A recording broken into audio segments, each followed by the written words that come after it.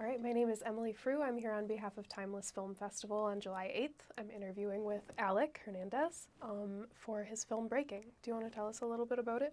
Yeah, Emily, so Breaking is a story about a guy trying to get over his girlfriend, but she can't let him go.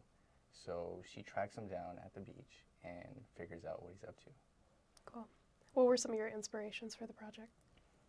Some inspirations were kind of like my own background, just life experiences, and it's a lot of stories that I've been involved with and like just past experiences, and I kind of mashed them up into a whole story.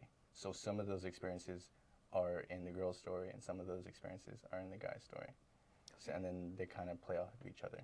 Great. Do you have any like filmmakers that you really look up to that you kind of channeled for this project?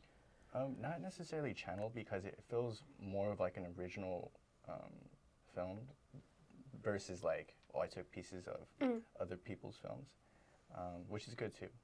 This is more like channeled inner strength, but definitely Martin Scorsese, Quentin Tarantino, who else? Christopher Nolan.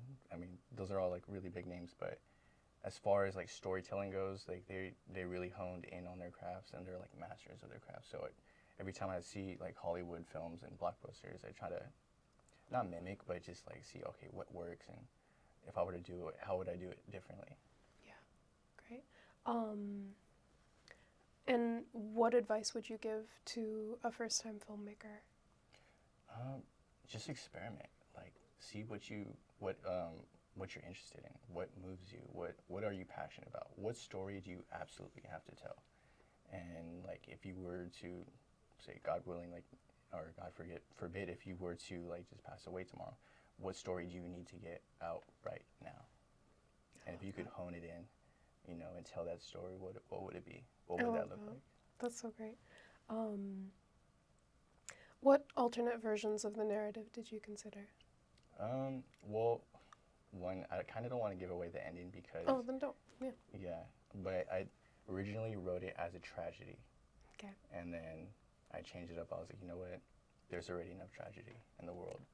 So I got rid of the ending part, and I made it more impactful, more meaningful, and it became more of a story of redemption and forgiveness.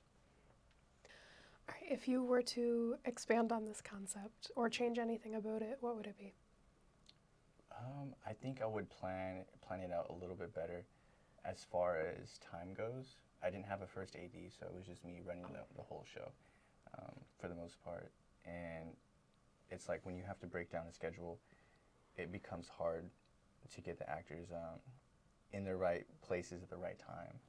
And you know, it's like everything is like clockwork, and then as soon as one little like gizmo gets out of place, and it's like, oh man, it kind of throws everything off, and it pushes everything back. Yeah. Now you got to shoot that scene a different day, right? And then trying to get those people back, and you know, at the same location, if they're having to travel so far, and it's like, yeah, you're having to ask a lot out of people. Yeah.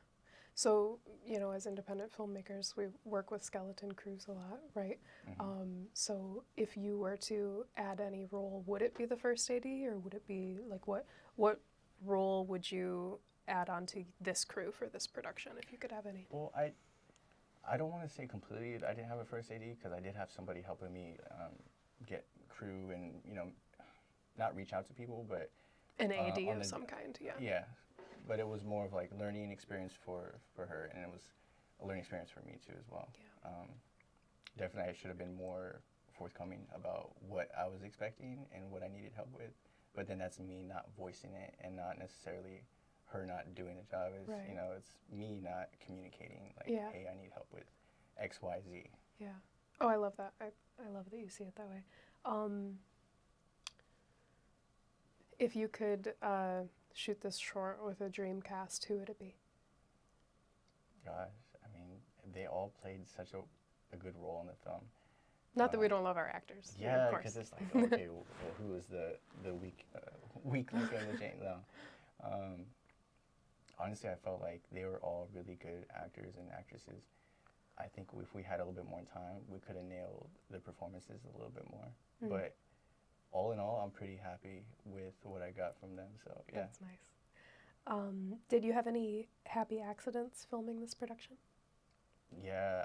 So one of the stunts that we did, it involved like a bush and somebody jumping into it, and it was like, okay, I didn't want her to get hurt, but at the same time it needed to look real. It needed to look authentic, and I didn't. My whole thing on set is safety. Safety. It's not necessarily a story. It's safety, number one. Because if somebody gets hurt, I just can't. It's really hard at the end of the day to go to sleep. And it's like, yeah. I caused that, or I somehow had a hand in it. Yeah, safety is number one. But with that stunt, she was all in, like super, like all in, like whatever you need. And I was just like, wow, I've never seen so much dedication. Like, it really touched me on a personal level. I was like, I really care about this film, and so does this person. Yeah. What concepts are you working on for the future? So right now I'm in the process of writing an action film, and the log, I can at least tell you this, the log line is a girl gets kidnapped outside a cafe and is being tracked by a serial killer while FBI is close on his tail. Cool. And you're working on a Yes. short film? It's another short, yes. Great. But Great. the idea and the hope is to turn it into a feature, shoot it so well that it gets funded and picked up. Yeah. So that's always the Very goal. cool. Very cool. And that's in pre-production right now? That's in pre-production, Okay, in the writing phase. Yeah. Very cool. How many films have you made? How many short films have you made? I've made 2 officially so Okay. far outside of school. So those Yeah. are the ones that I count. Okay, great. Yeah. And how many have you worked on? I worked on 2 feature films, one as a production assistant and one as a second AC. Oh, cool. Very cool. Yeah. That's awesome. So you're one of the judges for TILÈ Film Festival. Is this the first time that you've been a juror for a film festival? Actually, this is the second time. The first time was the previous festival Okay. with TILΗ. Great. Um, What it are wa- you looking forward to about it? Like what?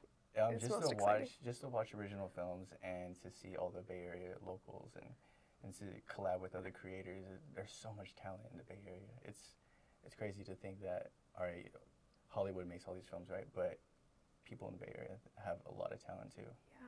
And we can't be forgotten. Yeah. Well, and there's plenty happening here, right? I Definitely. think it's commonly said like that, oh, I just need to get to LA or oh, I just need to get to New York, but people are making art everywhere. There's community everywhere, and Definitely. I feel very lucky to be connected with yourself and other filmmakers. So Definitely. yeah. I know, it was great meeting you, It Emily. was great meeting you too. Yeah, I'm looking forward to seeing you July 8th Yes. at the TILÈ Film Festival. What are you gonna wear? Do you have something Gosh, picked out? I'm gonna get a suit. I have to get a suit. You gotta get a suit. Mhm. Okay, great. Well, thank you so much. It was nice to meet you. All right, you guys, make sure you guys get your tickets this July 8th, TILΗ Film Festival. Get it at eventbrite.com.